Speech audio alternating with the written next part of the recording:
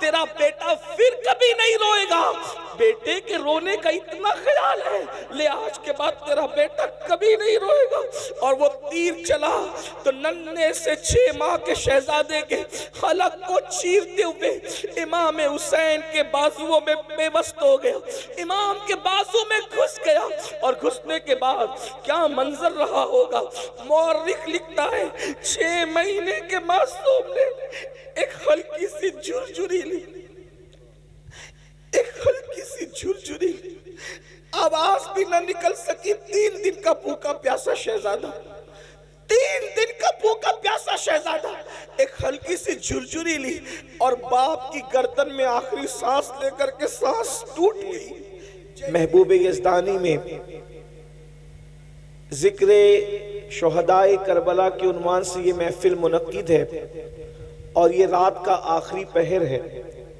लेकिन अहले बंगाल अपनी मिसाल आप हैं इसमें कि रात के आखिरी हिस्से में भी ऐसे बैठे हुए मुकम्मल चुस्त और पूरे हसासियत के साथ कि यूं लगता है कि जैसे अभी इशा की नमाज हुई है। यकीनन ये आप लोगों की मोहब्बतों को याद रखा जाएगा।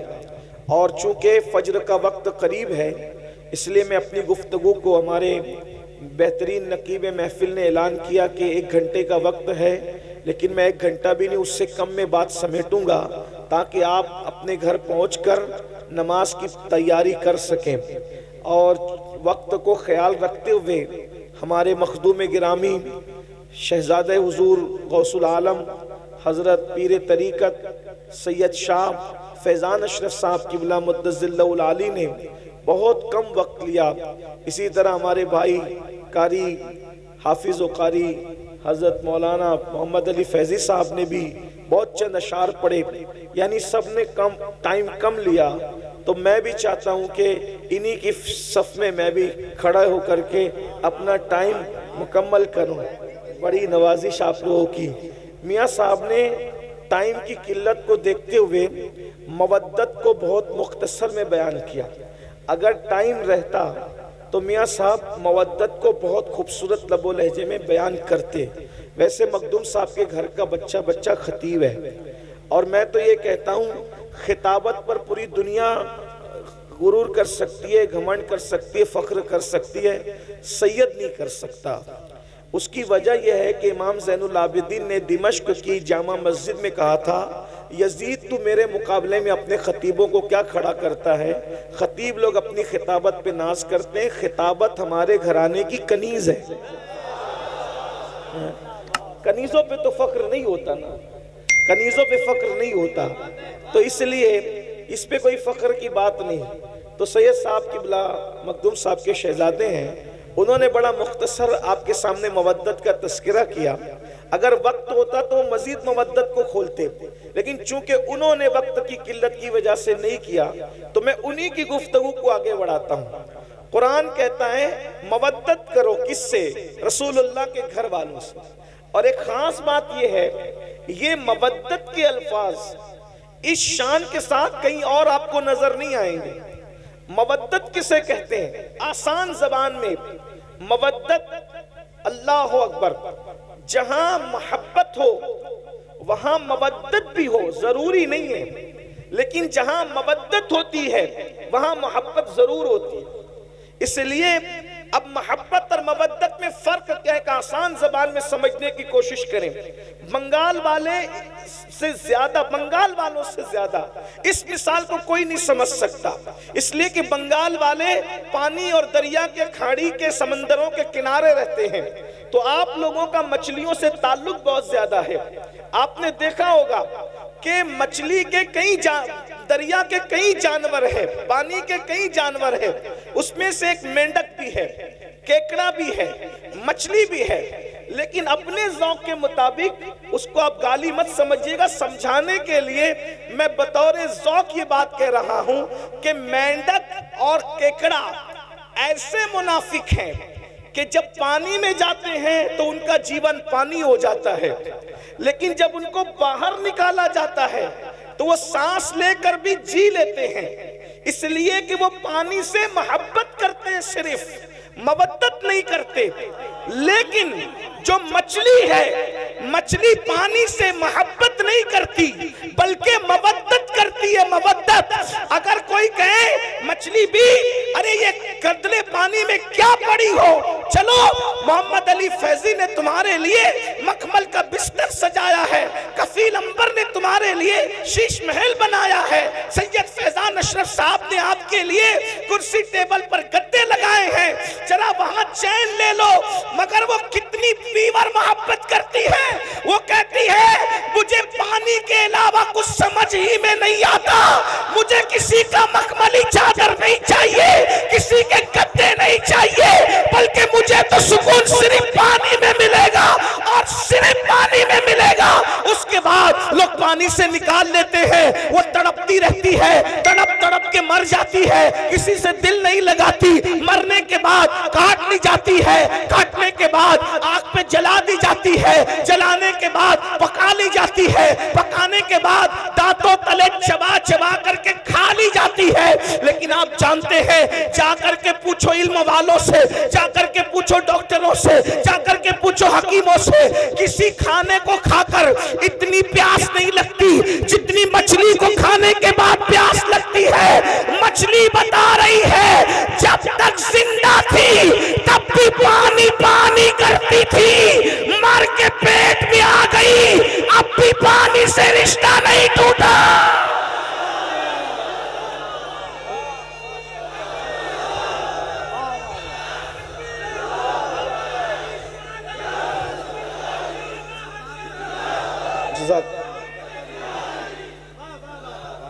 मरने तक ही मोहब्बत मोहब्बत वालों का रिश्ता मरने तक ही नहीं रहता, मरने के बाद अब मेरे शौक के मुताबिक सुने, अरे कब्र के पेट में पेट के कब्र में चली गई, पानी मांग रही है, कट गई पानी मांग रही, मर गई पानी, क्योंकि पानी से क्या है, मवद्दत है, मवद्दत। अरे नादान, मछली अगर पानी से मवद्दत कर ले तो पानी के बगैर जी नहीं सकती।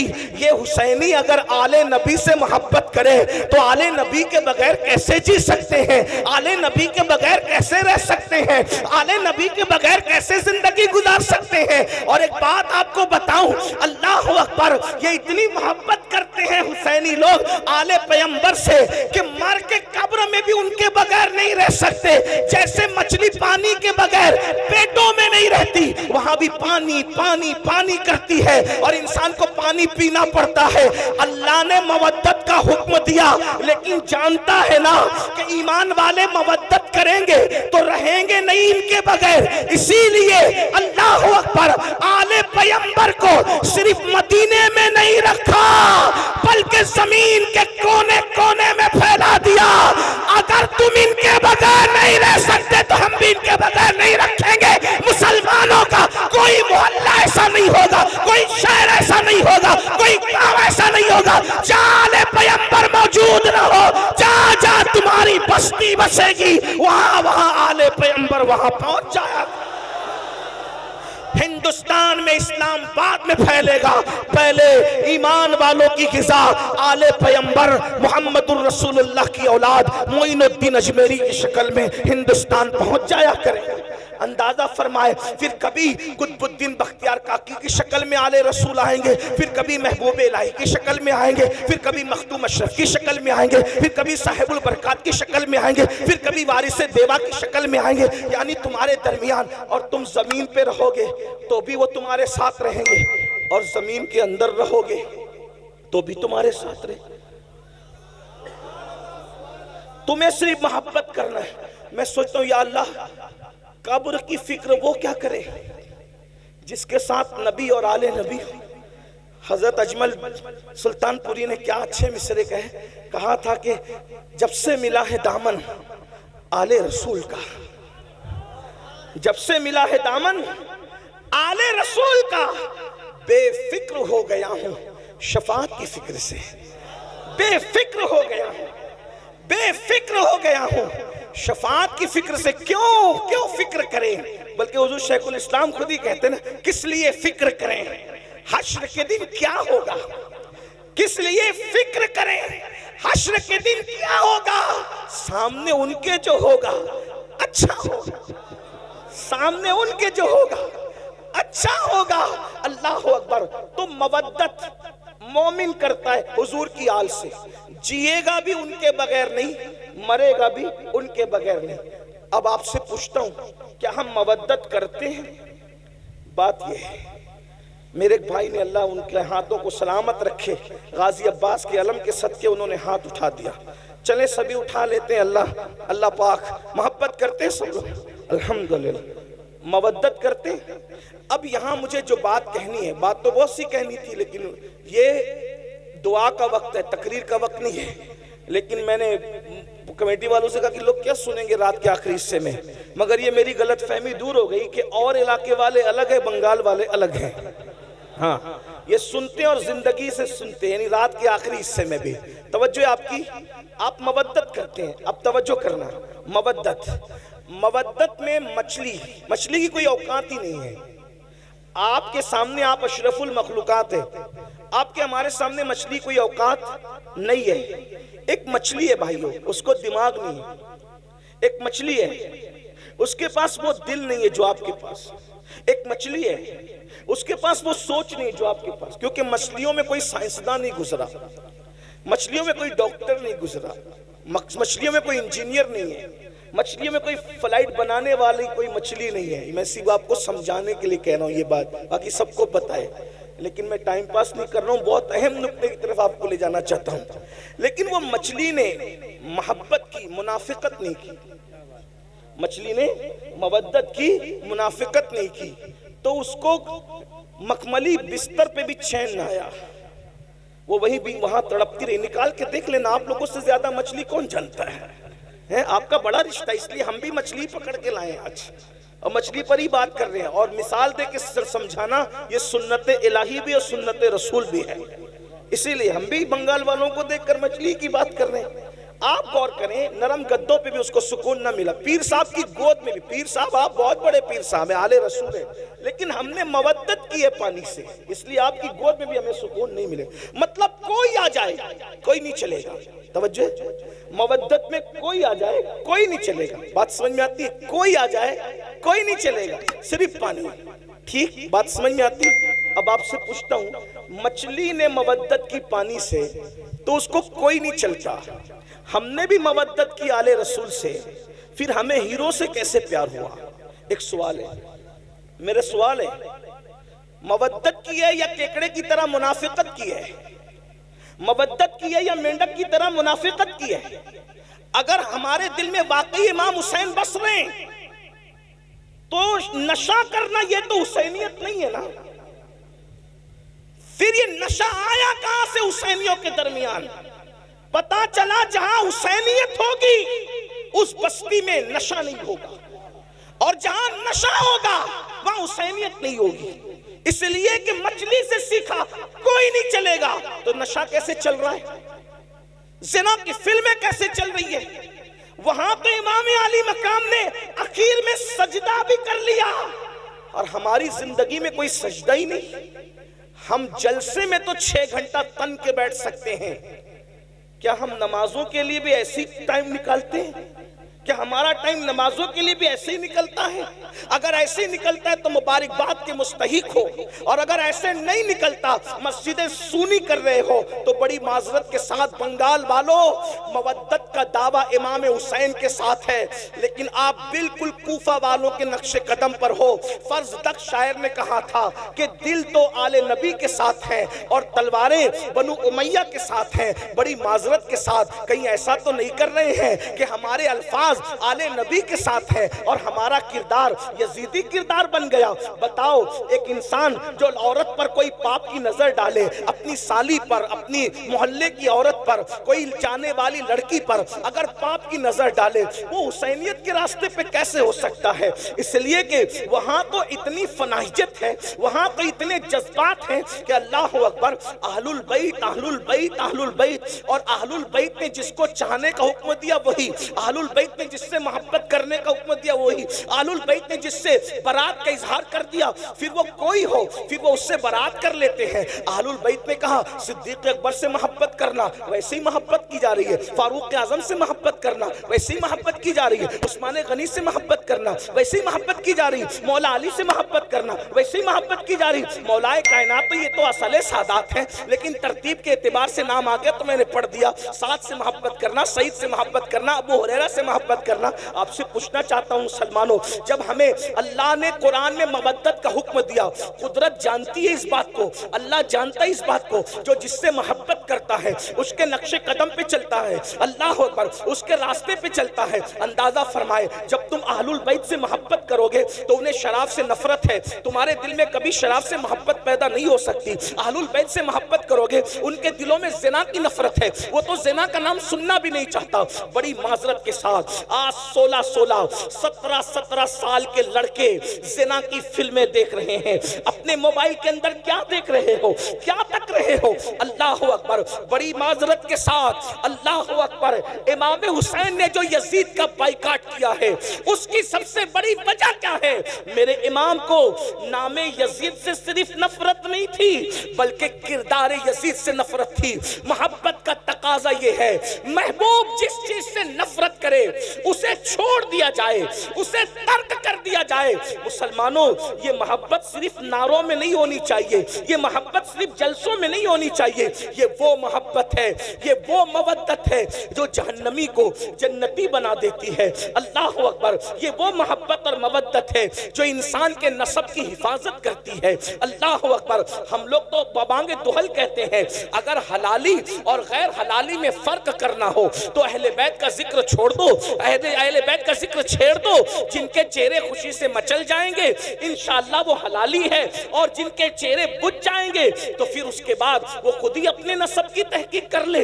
हम क्या कहें उसके बारे में? अल्लाह अकबर, जिनके दिलों में ईमान है उनके चेहरे खिल जाएंगे, जिनके दिलों में निफाक है उनके चेहरे बुझ जाएंगे। याद रखना, हर जमाने में अहलुल बैत से मोहब्बत की है मोमिनों ने, लेकिन किस तरह? उनके नक्शे कदम पर चलते हुए। हम लोग सिर्फ नारे नारे नारे नारों में इतने डूब गए अल्लाह अकबर कि हम तो हकीकतों को भूल गए, हकीकतों को फरामोश कर गए। अल्लाह अकबर, एक मछली से सबक लिया होता, मछली से, अल्लाह अकबर, उसने क्या मवद्दत का हक अदा किया, मरने के बाद भी उसने पानी की मोहब्बत को नहीं छोड़ा। हमें इमाम हुसैन कितना याद आते हैं, कब याद आते, कितना याद आते, कब याद आते। खून हुसैन जो मैदान करबला में बहा है, कभी उसका एहसास किया? मैं आपके सामने कोई शहादत नहीं पढ़ना चाहता, लेकिन एक बात रखना चाहता हूं। इतनी देर से बैठे हो तो हुसूल बरकत के लिए मैं एक शहादत आपके सामने पढ़ के सुनाना चाहता हूं। एहसास करो, मोहब्बत है ना, मवद्दत है ना, इस कुर्बानी को कौन याद करेगा? अल्लाह ने आपको भी औलाद दी होगी, अल्लाह की अता से हम लोग भी औलाद वाले हैं। थोड़ा गौर कीजिए, जरा तवज्जो कीजिए। जब बकरीद के मौके पे अल्लाह ने कुर्बानी का हुक्म दिया तो उसमें भी रसूलुल्लाह ने हमें पाबंद कर दिया कि जानवरों के बच्चों की कुर्बानी नहीं होगी। तवज्जो तवज्जो फरमाओ, अल्लाह की राह में भी जानवर के बच्चे कुर्बान नहीं किए जाएंगे। ऊंट कम से कम 5 साल का चाहिए, क्योंकि 5 साल में ऊंट जवान होता है। उसके बाद का जो जानवर है वो कम से कम 2 साल का चाहिए, क्योंकि वो जानवर जिन्हें बकरा अरबी में कहते हैं वो 2 साल की उम्र में जवान होता है। उसके बाद का जो जानवर है जिसे उर्दू में बकरा कहते हैं उसको कम से कम 1 साल का होना चाहिए, क्योंकि वो 1 साल में जवान हो जाता है। और उसके बाद फिर कोई जानवर नहीं चलेगा, इसलिए कि वो जवान होकर भी जवान नजर नहीं आता। मिसाल के तौर पे मुर्गा नहीं चलेगा, क्योंकि वो जवान होकर भी जवान नजर नहीं आता, है ना। एक फलसफा मैं आपके सामने रख रहा हूं। हाँ, तो जो जवान दिखते हैं फिर उसके बाद तसुर्रुन नाज़रीन, जवानी ऐसी हो तसुर्रुन नाज़रीन के एक नजर में भा जाए, ठीक, लेकिन बच्चा नहीं चलेगा। अगर कोई बकरा 6 महीने का लेकर आए तो नहीं चलेगा, क्योंकि वो बच्चा है। यानी अल्लाह की राह में कुर्बानी करने के लिए कुर्बानी बच्चों पर नहीं होगी, जवानों पर होगी। बस इतना समझ में आ गया। लेकिन ये करबला है, एक तरफ अल्लाह का दीन है और एक तरफ जवान बेटे, सब कुर्बान कर दिया। और जब 6 महीने का मासूम झूले में खेल रहा है, खेल क्या रहा था, हाय हाय, वहां तो खेलना ही नसीब कहां था, बल्कि खैमे का पानी बंद हो गया है। और शहजादा अली अकबर, हमारे मुर्शिद, लोग शहजादा अली अकबर को बच्चा कहकर या बच्चा समझकर नजरअंदाज करते हैं। ये गौसे पाक के दादा हैं, जिसे अली असगर कहते हैं। इस एतबार से इनको सुना करो। उम्र 6 महीने की है, लेकिन चूंकि बाप का जो भाई होता है वो दादा ही होता है, इसका ख्याल रखना चाहिए। गरीब नवाज के दादा हैं ये इमाम अली असगर। आप ये ना समझे कि कोई छोटा बच्चा है, ये हमारे बड़ों बड़ों का दादा है, हमारे पीरों का दादा है, पीराने पीर के दादा है। इमाम अली असगर, शहजादा अली असगर पाक चूल्हे में है और प्यास इतनी है कि प्यास मिटते हैं और कभी हाथों को फैलाते हैं, कभी पैरों को समेटते हैं और कभी पैरों को फैलाते हैं। ऐसे में प्यास की शिद्दत जब शहजादा अली असगर को बेचैन करती है और उस बेचैनी के अंदर इमाम अली असगर कभी कभी बेहोश हो जाते हैं, बेहोशी की कैफियत तारी हो जाती है। तो बंगाल वालों, ये तारीख करबला है कि जब साकिए कौसर के नवासे का बेटा प्यास की शिद्दत की वजह से बेचैन, बेकरार, मुस्तरिब होकर के बेहोश होता है, तो उस वक्त उनकी बेहोशी के बाद उस खैमे के अंदर इतना पानी भी नहीं होता कि उनके चेहरे पर छींटे दे करके उनको होश में लाया जा सके। जरा गौर फरमाए, अल्लाह अकबर, इमाम हुसैन की मेहनत, करबला वालों की मेहनत, जरा अंदाजा तो फरमाए, जरा गौर तो करें। अल्लाह अकबर, बहुत आसानी के साथ मस्जिदें छोड़ दे, मस्जिदें वीरान कर देते हो, नमाजों को तर्क कर देते हो, नमाजों को छोड़ देते हो, बहुत आसानी के साथ ज़िना की फिल्में देखते हो। कभी सोचा आले नबी ने दीन बचाने के लिए कितनी बड़ी कुर्बानी दी है, कितनी अजीम कुर्बानी दी है। अल्लाह अकबर, जवानों को तो कुर्बान कर ही दिया, लेकिन नन्ना सा 6 महीने का मासूम बचा, अल्लाह अकबर, पानी का बहाना था और असल शहादत का जाम पिलवाना था। सैयदा ज़ैनब पाक अपने भाई के पास आती हैं और आने के बाद कहने लगी, भैया ये 6 महीने का नन्ना सा बच्चा है, बेहोश होता है पानी के लिए, नर्म नर्म हंसलियों वाला बच्चा, भैया हमारे खैमे में पानी नहीं है, रोता है, हाथों को समेटता है, पैरों को समेटता है, पैरों को फैलाता है, अब इसकी प्यास नहीं देखी जाती। भैया एक काम करें कि इसे पानी पिला करके ला दें। अल्लाह अकबर, मेरे इमाम ने बहन को कभी ना नहीं कहा था। इमाम ने बहन से फरमाया, नहीं, मेरे खानदान की रीत नहीं है कि हम किसी से कुछ मांगे, कुछ तलब करें, हम देने वाले लोग हैं, हम किसी से मांगते नहीं हैं। अल्लाह अकबर, इतना सुनना था। बहन ने कहा, भाई आपको अम्मी फातिमा का वास्ता है, आप एक काम करें, उन ले करके जाएं, इसलिए कि ऐसे पानी तलब करेंगे तो शायद वो पानी न दें और कहें कि बच्चों के बहाने से तुम पी लोगे, तो कम से कम बच्चे को ले जाएं। बच्चा ले जाओगे, उनसे कहना अपने हाथ से पिला दें, आपको वास्ता आपकी अम्मी सैयदा फातिमा का है।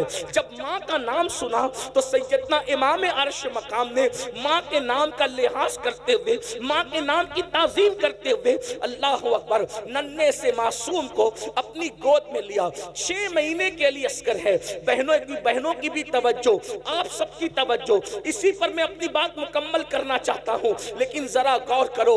अहले बैत से मोहब्बत का दावा करने वालों, अहले बैत से इश्क का दावा करने वालों, अहले बैत से मवद्दत का दावा करने वालों, मुझे बताओ तो सही, अल्लाह अकबर, अगर किसी ने कुर्बानी देते देते, अगर किसी ने मेहनत करते करते 10, 20, 50 हजार रुपए खर्चा किए, तो उसको एहसास होता है कि मैंने इतने खर्च किए थे मस्जिद बनाने के लिए, मदरसा बनाने के लिए, खानका बनाने के लिए, इसको पढ़ाने के लिए, उसको पढ़ाने के लिए। ये नबी का घराना है, जितने लाए थे मौला हुसैन सब कुर्बान कर गए, और आखिरी में जब 6 महीने का नन्हा सा मासूम बच्चा, उसको गोद में लिया।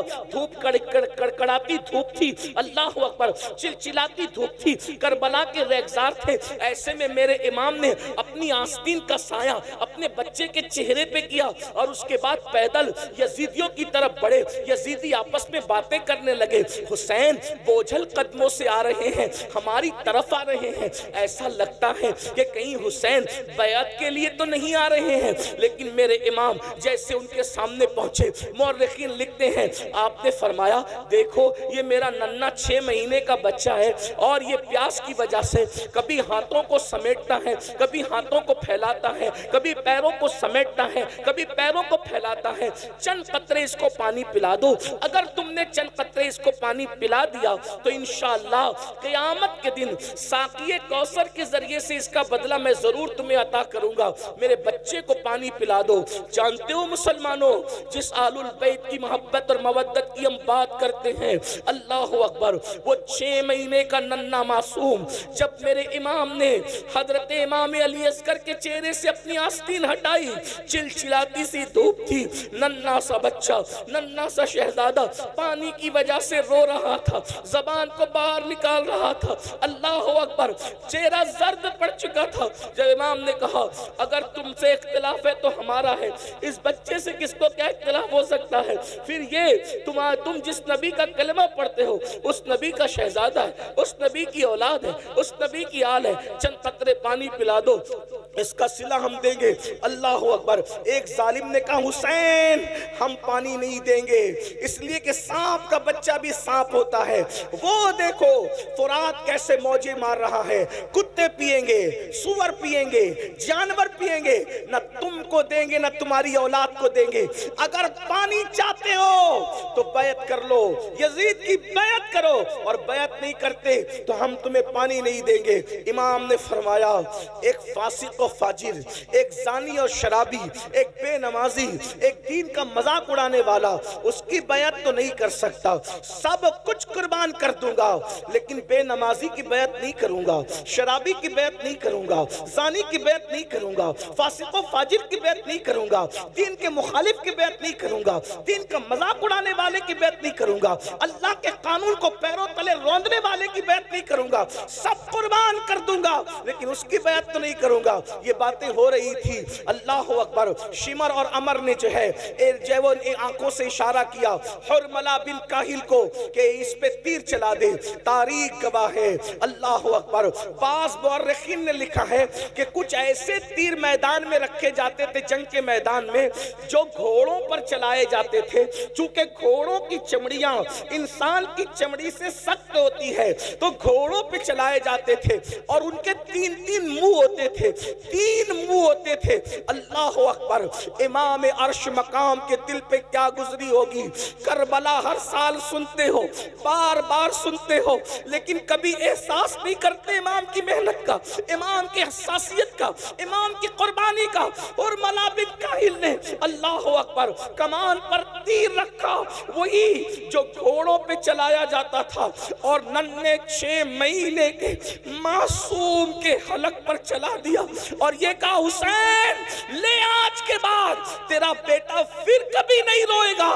बेटे के रोने का इतना ख्याल है, ले आज के बाद तेरा बेटा कभी नहीं रोएगा।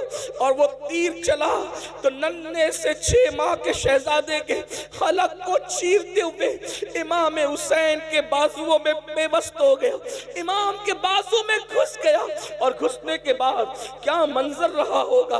मौर्रिख लिखता है 6 महीने के मासूम ने एक हल्की सी झुरझुरी ली, एक हल्की सी झुरझुरी ली, आवाज भी ना निकल सकी। 3 दिन का भूखा प्यासा शहजादा, 3 दिन का भूखा प्यासा शहजादा एक हल्की सी झुरझुरी ली और बाप की गर्दन में आखिरी सांस लेकर के सांस टूट गई। जैसे ही सांस टूटी, मेरे इमाम ने अपने बाजू और अपने बेटे के हलक से जैसे ही तीर खींचा, ऐसा खून की फुहार निकली, अल्लाह अकबर, कि इमाम आली मकाम ने उस खून की फुहार को अपने हाथ में लिया और उसके बाद हाथ उठाकर कहा अल्लाह 18 साल के जवान बेटे की कुर्बानी तूने कबूल कर ली। ये 6 महीने की बच्चे की कुर्बानी भी कबूल कर ले, इसके सिवा मेरे पास कुछ नहीं है पेश करने के लिए। और जब आप नन्हे से मासूम का लाशा लेकर मैदान से जब खेमे की तरफ आए तो सैयदा शहरबानो और सैयदा ज़ैनब आपस में बातें कर रही थी। देखो हम तो पहले ही कह रहे थे, हुसैन पाक नहीं मान रहे थे, आखिर पानी दे दिया ना, इसीलिए तो बच्चे के रोने की आवाज नहीं आ रही है। जैसे ही मेरे इमाम अली अस्कर पाक का लाशा लेकर के पहुंचे आस्तीन में छुपा करके, तो सैयदा ज़ैनब ने कहा देखो ना भैया, मैंने तो पहले ही कहा था ना कि बच्चों पर तो काफिर भी रहम करते हैं, उन्होंने पानी दे दिया ना। मेरे इमाम ने फरमाया हाँ पानी तो मेरे बेटे ने पी लिया है, लेकिन यजीदियों के हाथों से नहीं, साकी कौसर अपने नाना के हाथों से पानी पी लिया है। जब अल्लाह अकबर शहजादा अली असगर का छेदा हुआ हलक बीबियों ने देखा तो खेमे में कोहराम मच गया। अब आपसे पूछना चाहता हूं मेरी कौम के जवानों, बताओ इस कुर्बानी के बाद ये दीन हम तक पहुंचा, ये नमाजें हम तक पहुंची, ये इबादतें हम तक पहुंची, ये अल्लाह का कानून हम तक पहुंचा। अब बताओ जिस वक्त हम मस्जिद को वीरान करते होंगे, नमाज नहीं पढ़ते होंगे, कब्र में इमाम हुसैन के दिल पे क्या गुजरती होगी, क्या गुजरती होगी। अगर तुम्हारे पीर और मुर्शिद सैयद हैं तो अपने पीर सैयद का दिल नहीं दुखाते, रोजाना हजारों मर्तबा इमाम हुसैन का दिल दुखा रहे, उसका क्या। जब तुम चेहरों से दाढ़ियां मुंडाकर कटरों में फिकवाते होंगे, उस वक्त इमाम हुसैन के दिल पे क्या गुजरती होगी कि मैंने 18 साल का जवान हमशबी पैगंबर इसीलिए कुर्बान किया था। जब तुम हराम खाना खाते होंगे, शराब पीते होंगे, जिना की तरफ जाते होंगे, गाने सुनते होंगे, फिल्में देखते होंगे, उस वक्त मेरे इमाम के दिल पे क्या गुजरती होगी। क्या मैं ये कह सकता हूं, क्या मैं ये कह सकता हूं, क्या मुझे कहने की आप इजाजत दे सकते हैं कि यजीदियों के तीर तो इमाम हुसैन के जिस्म पे चल रहे थे, हम कैसे हुसैनी हैं, हम तीर इमाम हुसैन के जिस्म पे नहीं चला रहे, हम तो ये दुखों के तीर इमाम हुसैन के दिल पे चला रहे।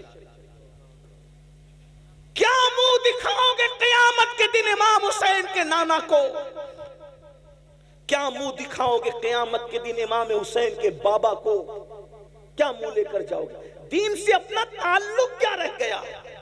इमाम हुसैन ने बताया एक तरफ अल्लाह का दीन हो और एक तरफ मासूम अली असगर जैसा 6 महीने का बच्चा हो, तो मैं दीन के सामने अपने बच्चे को नहीं देखूंगा, दीन बचाने के लिए मैं बच्चा भी कुर्बान कर दूंगा। और आज हम क्या कर रहे हैं, अल्लाह के दीन को पैरों तले कुचल रहे हैं, अल्लाह के दीन को पीठ के पीछे डाल रहे हैं। बताइए तो सही, हम यजीदियत के रास्ते पे कहीं ना कहीं चल पड़े हैं। इसलिए इतनी बड़ी कॉन्फ्रेंस जहां हजारों हुसैनी मौजूद है, सहाबा और अहलुल बैत के उशाक मौजूद है, मेरी गुजारिश है इस बात का एहसास करो कि हमारे लिए सबसे बड़ी चीज अल्लाह का दीन है, इस्लाम है, कुरान है, ईमान है। मेरे इमाम ने 18 साल का कड़ियल जवान शहजादे अली अकबर को कुर्बान कर दिया दीन के लिए, और हम 250 रुपए की चप्पल बेचने के लिए झूठी कसम अल्लाह की खा लेते हैं। कोई मोबाइल चोरी कर रहा है, कोई चप्पल चोरी कर रहा है, कोई सूद के धंधे कर रहा है, कोई हराम कारोबार कर रहा है। मुसलमानों बताओ दीन से अपना ताल्लुक क्या रह गया। याद रखना, दीनदारी अपने अंदर पैदा करो। आज भाई भाई में इख्तिलाफ है, ये क्या हुसैनियत है।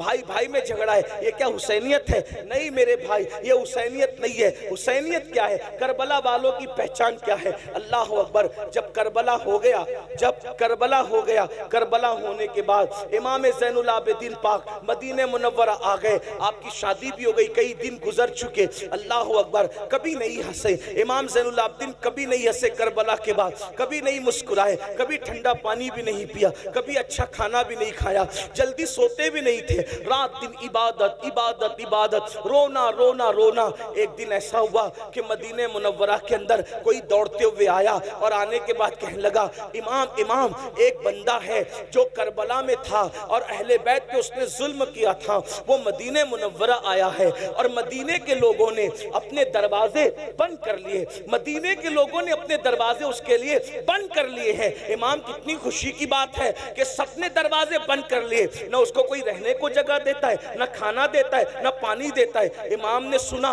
वो खुशी खुशी बता रहा था कि आप लोगों का दुश्मन, आप लोगों का कातिल, आपके घरों को उजाड़ने वाला मदीने आया तो मदीने मुनव्वरा में जलील हो रहा है, ना कोई घर दे रहा है, ना कोई खाना दे रहा है, ना कोई पानी दे रहा है। मेरे इमाम, इमाम ज़ैनुल आबिदीन सैयद सज्जाद मज़लूम करबला सैयदुल आबिदीन ज़ैनुल आबिदीन अबुल अइम्मा सैयदना इमामुल मुहद्दिसीन इमाम ज़ैनुल आबिदीन ने फरमाया, वो कहाँ है, उसको बुलाओ, उसको बुला के ला। ये हंसी की बात नहीं है, उसको बुला के ला। अरे वो कुछ भी है, मुसाफिर है ना, हमारे शहर में आया। कौन? कातिल अहले बैत, बुला उसको। वो आया, आने के बाद इमाम ने दस्तरखान बिछाया, उसको खाना खिलाया, उसको पानी पिलाया, फरमाया कितने दिन मदीने में रहोगे बता दो, रहने का इंतजाम हो जाएगा। वो खा पी करके इमाम को देख रहा था ऊपर से नीचे तक, और उसने कहा, अली, आपका असल नाम? अली इब्ने हुसैन, इमाम ज़ैनुल आबिदीन का असल। अली, शायद तुमने मुझे पहचाना नहीं, ये जो तुम एहसान पे एहसान किए जा रहे हो, तुमने मुझे पहचाना नहीं। इमाम की आंखों में खून उतर आया, और खून उतर आया तो मेरे इमाम ने फरमाया, ये जो मदीने वालों ने दरवाजा बंद कर लिया, इनमें से कोई करबला में नहीं था। जो करबला में नहीं थे उन्होंने तुझे पहचान लिया, मैं तो करबला में मौजूद था। तू वही है ना, तेरे ही कहने से मेरी फूफियों के और बहनों के दुपट्टे छीने गए थे। तू वही है ना, तेरे कहने से मेरे गले में तोप डाला गया था, मेरी पीठ पर ताशियाने मारे गए थे। तू वही है ना, तेरे कहने से मेरे भाई अली असगर के हलक में तीर चलाया गया था। तू वही है ना, तेरे कहने पर इमाम ज़ैनुल आबिदीन ने फरमाया, मेरी पीठ के नीचे बीमारी में जो बिस्तर था वो तक खींच लिया गया था, चूल्हा तक लूट लिया गया था। तू वही है ना, वही है ना, वही है ना। उसने कहा, मैं तो वही हूं। कहा, जिन्होंने नहीं देखा उन्होंने पहचाना, मैंने तो तुझे देखा था, तेरे जुल्म सहे थे। कहा, फिर इमाम, जब आपने मुझे पहचान लिया तो फिर ये एहसान किस लिए कर रहे हैं? इरशाद फरमाया, जो कुछ तूने किया वो तेरे खून की खबासत थी, और जो हम कर रहे हैं ये हमारे खानदान की रिवायत। हमारे दरवाजे पे अगर दुश्मन भी चल के आता है, इंतकाम तो अल्लाह लेगा तुम लोगों से, लेकिन चूंकि दरवाजे पर चल कर आए हो तो हम तुम्हें खाना खाए बगैर जाने नहीं देंगे। ये हुसैनियत है, ये करबला वालों का किरदार है। आपकी अम्मी से आपकी कितनी बनती भाइयों, वो बताओ। इमाम ज़ैनुल आबिदीन अपने बाबा को दुख देने वाले और अहलुल बैत पे जुल्म करने वाले जालिम को भी चौखट पे बुला के खाना खिला रहे, कहते हैं अल्लाह इंतकाम लेगा। आप बताओ, वहां दुश्मन के साथ ये सुलूक है, ये इमाम हुसैन की तरबियत है। आज आप तो अपनी अम्मी की कभी एहतराम नहीं करते, आप अपने अब्बू का एहतराम नहीं करते। नात खानी करने वाले को 10-10 की, 20-20 की, 100-100, 500-500 की नोट लाके देते हो, मुकर्रिर को लाके देते हो, पीर साहब को लाके देते हो। क्या ऐसे खुशदिली के साथ अपने माँ बाप को भी लाके देते हो? कौन सी हुसैनियत पर हम अमल कर रहे हैं? माँ बाप दवा के लिए तरस रहे हैं, उनको कहते हो डोकरी डोकरा, बुड्ढी बुड्ढा, हम तुम्हें कितना पाले, कितनी परवरिश करें, क्या सब कुछ कमा के तुम्हें पे खर्चा कर दें? माँ बाप की बद्दुआ लेते हो और यहाँ लाके नजराना देते हो। मैं सच्ची बात कहने वाला आदमी हूँ, एक बात याद रखना, माँ बाप की बद्दुआ लोगे, किसी की दुआ तुम्हें कभी तरक्की नहीं दिला सकती। ये बात मैं हक कह जा रहा हूं, इंशाअल्लाह ये हमारे मखदूम साहब के शहजादे मेरी तायद करेंगे। माँ बाप की बद्दुआ लेकर माँ बाप का दिल दुखा के, चाहे सैयद साहब की दुआ ले लो, चाहे पीर साहब की दुआ ले लो, चाहे इमाम साहब की दुआ ले लो, चाहे किसी वली की दुआ ले लो, अगर माँ बाप नाराज है किसी की दुआ तुम्हें तरक्की पे नहीं ले जा सकती। अपने आप में डूब के सोचो, क्या ताल्लुक है माँ बाप से। माँ बाप बीमार पड़ते हैं तो मुंह छुपाते फिरते हो कि दवा खाने का बिल ना भरना पड़े। बीवी के लिए कपड़ा लाना है तो 4-4 हजार का ड्रेस लाएंगे, और माँ बाप के लिए 500 रुपए का। अरे बुढ़ा बुढ़ी को क्या जरूरत है, उनको थोड़ी कोई जवानी आ रही है। क्यों भाइयों, बुढ़ों को दिल नहीं होता?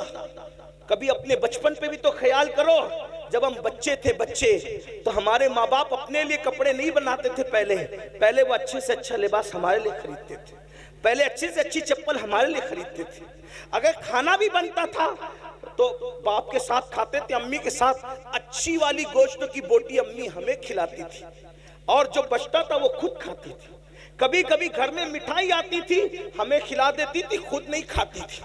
ये हमारी माओ ने हम पे एहसान किया। भाइयों, हम पेशाब कर देते थे सर्दियों में, तो गीले बिस्तर पर, पेशाब वाले बिस्तर पे मां सोती थी, ठंडे ठंडे बिस्तर पे, और हमें अपने सीने पे सुलाती थी, खुश्क बिस्तर पे सुलाती थी। हुसैनियों, अहलुल बैत से मोहब्बत करते हो, क्या ताल्लुक है माँ बाप से? अरे जिससे जो माँ बाप का वफादार नहीं, वो अहले बैत से सच्ची मोहब्बत नहीं करता। अहलुल बैत क्या है? इनसे मोहब्बत की तो इनके किरदार पे अमल करो। इमाम हसन ने, तवज्जो कर, टाइम अब खत्म होता है लेकिन सुन ले, इमाम हसन ने पूरी जिंदगी, इसी बात पूरी कर रहा हूं, इमाम हसन ने अपनी पूरी जिंदगी में अपनी अम्मी सैयदा फातिमतुज ज़हरा के साथ एक बर्तन में बैठ के खाना नहीं खाया। इसको सुनने कुछ याद रहे न रहे, इसको याद रखना। इमाम, उनकी अम्मी क्या थी भाइयों? सैयदा तैयबा ताहिरा आबिदा जाहिदा राकिआ साजिदा नकिया तकिया उम्मे अबीहा। ऐसी शान वाली खातून के जिसके लिए अल्लाह के रसूल उठ के खड़े हो जाए। गौर तो करें, क्या शान है उनकी। जिनके घर में इजाजत के बगैर जिब्रील ना आए, क्या शान है उनकी। अगर चक्की चलाते चलाते आंख बंद हो जाए तो फरिश्ते जिसकी चक्की चलाएं, झूला झुलाते झुलाते आंख बंद हो जाए तो फरिश्ते जिसके बच्चों को झूला झुलाएं। क्या शान है उनकी अम्मी की। अरे भाइयों, नेकों के साथ खाने की तो बड़ी फजीलत है, लेकिन इमाम हसन ने कभी अम्मी के साथ खाना यानी एक प्लेट में नहीं खाया। किसी ने कहा, हसन तुम्हारी अम्मी तो बड़ी नेक थी, नेकों के साथ खाने की भी एक फजीलत है, तुमने माँ के साथ खाना क्यों नहीं खाया? तो इमाम हसन कहते हैं, गुस्ताखी ना हो जाए, गुस्ताखी से बचने के लिए मैंने माँ के साथ खाना नहीं खाया। मतलब क्या गुस्ताखी? तो फरमाया, मैं सोचता था हो सकता है मेरी अम्मी की नजर किसी लुकमे पे पड़े बर्तन में और मुझे खबर ना हो, और वही लुकमा मैं उठा के मुंह में डाल लूं, तो माँ के आगे का लुकमा अगर मैं अपने मुंह में डाल लूंगा तो अम्मी की बेअदबी ना हो जाए। माँ की बेअदबी से बचने के लिए मैंने माँ की प्लेट में एक साथ कभी उसके साथ खाना नहीं खाया। ये इमाम हसन का अदब है। और आजकल के लड़के माँ को गाली देते हैं, माँ बाप को घर से निकालते हैं। कितने वो माँ बाप है जो मस्जिदों के जीनों पे बैठकर, मंदिरों के जीनों पे बैठकर, सिग्नलों के पास खड़े रहकर भीख मांगते हैं बुढ़ापे में। आप यहाँ नजराना दे रहे हैं और आपके माँ बाप भीख मांग रहे हैं। मोहल्ले के अंदर शिकायत कर रहे हैं कि हमारे बच्चे हमें खाना नहीं देते, हमारी बहू हमें खाना नहीं देती। सोचो, ये अहलुल बैत की मोहब्बत नहीं, हम कहीं ना कहीं मुनाफिकत के रास्ते पे, यजीदियत के रास्ते पे चले। इमाम हुसैन ने तो माँ बाप से वो प्यार किया, वो दास्तान देखें। सरकार अली अकबर ने वो प्यार किया, वो दास्तान देखें। इमाम कासिम ने माँ बाप से वो प्यार किया, वो दास्तान देखें। सैयदा ज़ैनब ने वो प्यार किया, वो दास्तान देखें। भाइयों, सिर्फ नारे हमें कभी काम नहीं आ सकते, नारे हमें निजात की तरफ नहीं ले जा सकते। मैदान अमल में आओ। अगर अहले बैत से मोहब्बत किए, सच्ची मोहब्बत करो उनके तरीके पे चल के। आखिरी बात कहने चला था, लेकिन एक आखिरी बात जहन में आ गई तो पेश कर दूं।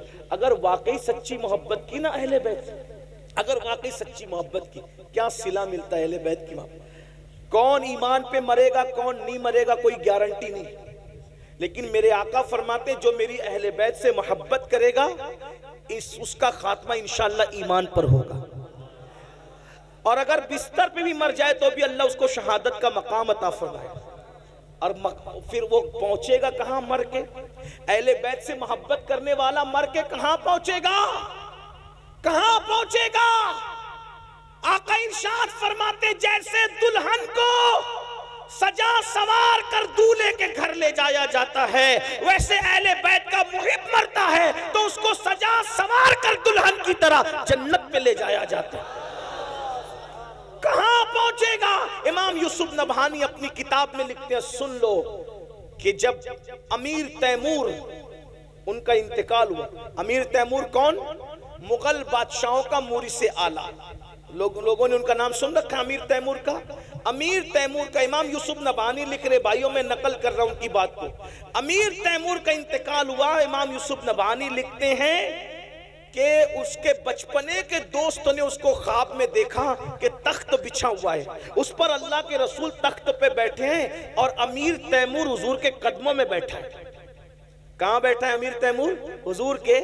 भाइयों, यहाँ पीर के कदमों में बैठने का मौका मिल जाए तो आदमी सोचता है मैं मुकद्दर का सिकंदर हूं कि मुझे पीर के कदमों में बैठने का मौका मिल गया है ना। लेकिन कुर्बान जाए, हाय हाय हाय, अमीर तैमूर को क्या मकाम मिला मौत के बाद? हुजूर के कदमों में बैठा है। तो बचपने के दोस्तों ने रश्क करते हुए कहा, ओ दुश्मने खुदा, तेरा कौन सा ऐसा अमल था जो तू रसूलुल्लाह के कदमों में मर के पहुंच गया, हुजूर के कदमों में पहुंच गया? इससे पहले कि तैमूर कुछ कहते, आका ने खुद फरमाया, अरे ये कुछ भी था, मेरी अहले बैत से मोहब्बत करता था, इसको इसलिए मकाम अता किया गया। ये अहले बैत की मोहब्बत का सिला है। इसलिए मेरे भाइयों, गुनाह से तौबा करो। आज की महफिल तौबा की महफिल बन जाए। गुनाहों से बचो, नमाज के पाबंद बनो, नमाज की पाबंदी करो। इसलिए कि इमाम हुसैन जब बेनमाजी यजीद से नफरत कर सकते हैं, हम नमाज नहीं पढ़ेंगे तो हमसे भी नफरत कर सकते हैं, हम शराब पियेंगे तो हमसे भी नफरत कर सकते हैं। इसलिए सच्ची तौबा करो, इमाम हुसैन को खुश करो, उनके नाना को खुश करो, उनके रब को खुश करो, राजी करो, अपनी जिंदगी को बदलो, तब्दील करो। और खास तौर पे अपने बच्चों को इल्म दीन सिखाते हो, सिखाओ, साथ ही साथ दुनियावी उलूम भी उनको सिखाओ, उनको एजुकेशन दो। कब तक के गुर्बत में जिंदगी गुजारोगे? कब तक अनपढ़ रहकर जिंदगी गुजारोगे? कब तक जिहालत की वादियों में जिंदगी गुजारोगे? अहले बैत का पैगाम ये भी है, उस पूरे घराने में कोई छोटा मोटा पढ़ा लिखा था नहीं, सब बड़े बड़े पढ़े लिखे थे, इसलिए सब इमाम हुए। इतने बड़े बड़े पढ़े लिखे थे कि इमाम आजम जैसे इमाम के भी उस्ताद अगर देखना है तो आपको अहले बैत के घराने में मिलेंगे। इमाम शाफई के उस्ताद देखना है तो अहले बैत के घराने में मिलेंगे। इमाम अहमद इब्न हंबल के उस्ताद, यानी उस्तादों की जिंदगी देखना है तो वो सब आपको अहले बैत के घराने में मिलेंगे। तो आप भी अपने बच्चों को पढ़ाइए, तालीम दीजिए। ये गुर्बत की जिंदगी से आपको निकलना पड़ेगा, इसलिए कि तालीम आम होगी, गुर्बत का खात्मा होगा। तालीम आम होगी, अच्छी सोच आम होगी। तालीम आम होगी, जराइम का खात्मा होगा, करप्शन का खात्मा होगा। ये मत सोचो कि हमारे बच्चों को हम क्यों पढ़ाएं, बच्चों को पढ़ाएंगे तो नौकरी नहीं लगती। मेरे भाइयों, हम नौकरी के लिए बच्चों को नहीं पढ़ाते, हम अच्छा इंसान बनाने के लिए अपने बच्चों को पढ़ाते हैं। इसलिए अपने बच्चों को पढ़ाइए। और एक बात आपसे कहता हूं, ये बुरा मत मानना, जितनी रकम आप जलसों पे खर्च करते हैं, जलसों के खर्चे कम करके उतनी रकम आप तालीम के नाम पे खर्चा कीजिए। इसलिए कि तालीम जरूरी है। पहली आयत जो आई है वो तालीम के हुक्म पर आई है, इक़रा बिस्मि रब्बिकल लज़ी। आप उलमा से सुनते रहते हैं, अपने बच्चों को एसएससी पढ़ा के यानी 10वीं 12वीं पढ़ा के ड्रॉप आउट मत करो, निकाल मत लो, बल्कि उनको आला से आला तालीम दो। दीन पढ़ाकर उनको मीडियम स्कूल के अंदर दाखिले कराओ, इंग्लिश मीडियम स्कूलों में दाखिले कराओ। दीन के साथ उनको दुनिया पढ़ाओ और दुनिया के साथ उनको दीन पढ़ाओ। आपका बच्चा आईएएस बनना चाहिए, आईपीएस बनना चाहिए, वकील बनना चाहिए, इंजीनियर बनना चाहिए, डॉक्टर बनना चाहिए। कितना बड़ा अलमिया है ना मुसलमानों, हमारा बुढ़ा भी मरता है तो काफिरों का चेहरा देखते देखते मरता है, और हमारा बच्चा भी पैदा होता है तो काफिर का चेहरा सबसे पहले देखता है। आखिरी में भी काफिर डॉक्टर का चेहरा देखा और पहले भी काफिर डॉक्टर का चेहरा देखा। क्या ये नहीं हो सकता कि हमारे मोमिनीन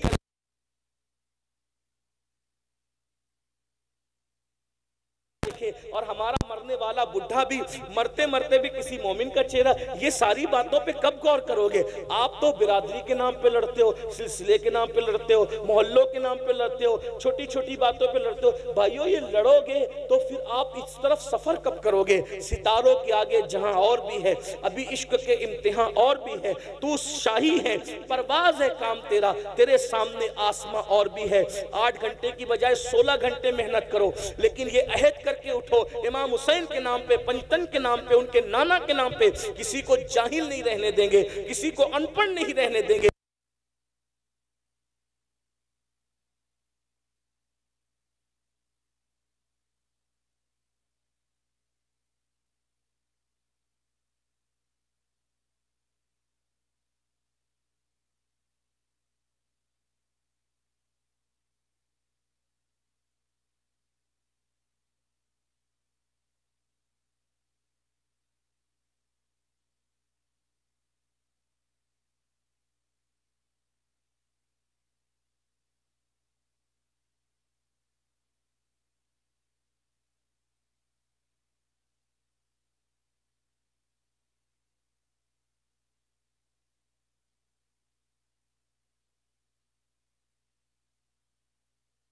तालीम पे,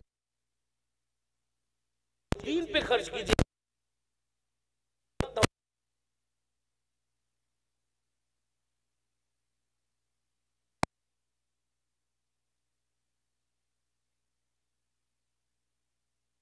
नाम है, मेरी गुजारिश है कि आपके यहाँ मुसलमानों का अच्छा स्कूल होना चाहिए, अच्छा कॉलेज होना चाहिए। मुसलमान सर जोड़कर बैठें। ऊंचे मीनार बनाने की बजाय स्कूल और कॉलेजेस अच्छे बनाओ जहां दुनियावी उलूम के साथ दीन भी पढ़ाया जाता हो। तो उसमें क्या होगा, अपना स्कूल होगा तो अंग्रेजी तालीम इश्क़ रसूल के माहौल में होगी। और अगर यही चलता रहा, रात भर जलसा किए, फजर तक जलसा चलाए और उसके बाद मुकर्रिर भी जाके सो गए, नातखा भी सो गए, नाजिम भी सो गए, पीर साहब भी सो गए, मुरीद साहब भी सो गए, सुनने वाले भी सो गए, सब सो गए, तो याद रखना एक दिन पछताओगे। आने वाले हालात इतने भयानक है, इल्म वालों की ही चलेगी, जाहिल और अनपढ़ की दुनिया नहीं होगी। अभी भी देख ले आप, अगर आपको सफर करना है तो भी आपको इल्म चाहिए, रोजी कमाना है तो भी आपको इल्म चाहिए, अच्छी बात करना है तो भी आपको इल्म चाहिए। भाइयों, हाल ये है, अगर टीसी से आप ट्रेन में जो वो बर्थ तलब करें यानी सीट तलब करें, उर्दू में बोलोगे तो ध्यान नहीं देगा, पता नहीं कौन कचरा है क्या है, नहीं मानेगा। हिंदी बोलोगे तो नहीं मानेगा, लेकिन इंग्लिश में बोलोगे तो फौरन आपकी तरफ मुतवज्जे होगा। इसका मतलब यह है कि हमको जमाने के साथ चलना होगा। मैं कोई अंग्रेजी जबान का शहदाई और आशिक नहीं हूँ, लेकिन चूंकि जरूरत जब पड़ती है तो जरूरत के साथ साथ हमें अपने आप को सांचे में ढालना पड़ता है। हयात लेके चलो, कायनात लेके चलो, चलो तो सारे जमाने को साथ लेके चलो। हमारे आका ने अपने सहाबा को इब्रानी, सुरियानी, दुनिया की जबान सीखने का हुक्म दिया और हुजूर अलैहिस्सलाम ने भी मुख्तलिफ जबानें बोली। हुजूर ने अरबी के साथ फारसी भी बोली, फारसी के साथ संस्कृत भी बोली और भी दीगर जबानें हुजूर ने बोली है। इसलिए मेरी गुजारिश है आपसे, अल्लाह के बंदो याद रखो, हर जबान सीखो, कोई धोखा ना दे सके। इसलिए मेरी गुजारिश है कि बड़े गुंबद बनाने की बजाय, बड़े मीनार बनाने की बजाय अच्छे स्कूल और तालीम गाहें बनाइए। और जलसों को मैं समझता हूं कि 12 बजे खत्म, 1 बजे खत्म करने का मिजाज बनाइए। नहीं, हजरत पहले से चला रहा है। भाइयों, पहले की दुनिया और थी, अब की दुनिया और है। अगर आप 12-1 बजे जलसा खत्म करोगे, इससे ज्यादा पब्लिक आएगी। इसलिए कि इसी जलसे में ये इतने लोग हजारों आए, अच्छी बात है, लेकिन इनको पता था कि फजर तक जलसा चलेगा। तो कल काम पे बहुत सारे जाने वाले लोगों ने सोचा होगा, यार फजर तक चलेगा, आखिरी मुकर्रिर को, वो पीर साहब को और इनको तो ये लोग आखिरी में लाएंगे, तो मैं रात भर जाकर सुबह ड्यूटी पे कैसे जा पाऊंगा। तो उसमें कई हजारों लोग छूट गए आपसे, पढ़े लिखे लोग छूट गए आपसे, संजीदा लोग छूट गए आपसे। इसलिए मेरी गुजारिश है कि अपने आप को बदलो। दुनिया बदल रही है, दुनिया तब्दील हो रही है, सब बदल रहे हैं। हर मजहब का इंसान अपने आप को कैपेबल कर रहा है। मुसलमान है कि आप तब्दील होना ही नहीं चाहते, आप चेंज होना ही नहीं चाहते, पहले से ही चल रहा है। पहले भाइयों, पहले से चल रहा है, लेकिन आप बदलो। इंशाअल्लाह अगर आप 12 बजे जलसा खत्म करोगे तो उसकी बरकत ये होगी, पब्लिक और इजाफा होगा। आप डाल दीजिए, एक मुकर्रिर होगा, एक नातखा होगा, एक नाजिम होगा, पीर साहब होंगे और इंशाअल्लाह तबारक व तआला 2 तकरीर होगी, जलसा खत्म हो जाएगा। लोग इससे ज्यादा आपके जलसे में आएंगे, खर्चे कम होंगे। खर्चे कम कीजिए, लाखों लाख रुपए खर्च करते हो भाइयों, उससे अच्छे इदारे। अगर आप 10 साल से खर्चा करने, एक जलसे में आपने 10 लाख रुपया खर्चा किया तो कितना खर्चा किया 10 साल में? 1 करोड़। 1 करोड़ में आपकी एक अच्छी स्कूल बन सकती थी, जिसमें कयामत तक आपके बच्चे और बच्चियां तालीम हासिल कर सकते थे। इस पे आपको तवज्जो करना चाहिए। मैं ये नहीं कह रहा जलसा बंद कर दो, ऐसा नहीं कह रहा हूं मैं। बंद करने की तो मैं कोई बात करता ही नहीं हूं, मैं शुरू करने की बात मैं ये कह रहा हूं कि इतना बड़ा खर्च करने की बजाय उस पर कंट्रोल कीजिए और कुछ काम कीजिए, क्योंकि ये जलसा 3 दिन के बाद सब इसको भूल जाएंगे, सब फरामोश कर देंगे। तामीरी काम करोगे तो लोग उसको याद रखेंगे और उसके असरात होंगे। इसलिए मेरी गुजारिश है, इस सब बातों पे हमें तवज्जो देना होगा, जलसों को बामाना बनाना होगा। अल्लाह ताला हम सबको अमल की तौफीक बख्शे। गुफ्तगू के दरमियान कोई गलती हो तो अल्लाह ताला माफ फरमाए। और आप अभी यहाँ से जाएंगे तो पहले फजर पढ़ेंगे, उसके बाद सोएंगे। कोई फजर पढ़े बगैर नहीं सोएगा इंशाअल्लाह, इसलिए कि फजर का वक्त शुरू है। बताओ कौन कौन वादा करता है आज से नमाज की पाबंदी का? इमाम हुसैन के नाम पे, पंजतन पाक के नाम पे कौन वादा करता है? हाथ उठा के जरा इज़हार करें। जरा हम भी तो देखें ना, अल्लाह पाक भी गवाह हो जाए, उसके फरिश्ते भी गवाह हो जाए, उसके रसूल भी गवाह। जरा बताएं, अंधेरे में कुछ कम नजर आता है, दोनों हाथ खड़ा करें, कितने लोग हैं? सुभान अल्लाह। जरा और खड़ा करें, मवद्दत के नाम पे हाथ खड़े हुए थे, जरा अमल के नाम पे भी फिर खड़े हो ना। हाँ माशाल्लाह, कितने लोग हैं? हाथ उठाए रखें, उठाए रखें, माशाल्लाह। ए अल्लाह, इन्होंने तेरे महबूब की और उनकी आल की मोहब्बत में हाथ उठाए मौला। हाथ उठाना इनका काम है, अमल की तौफीक देना तेरे करम पर है मौला। सबको नमाजी बना दे, सबको परहेजगार बना दे, सबको इबादत गुजार बना दे, और हम सबको सच्चा पक्का हुसैनी बना दे। अहलुल बैत की सच्ची मोहब्बत दे, सहाबा किराम की ताज़ीम के साथ, सहाबा के एहतराम के साथ। अस्सलामु अलैकुम व रहमतुल्लाहि व बरकातहू।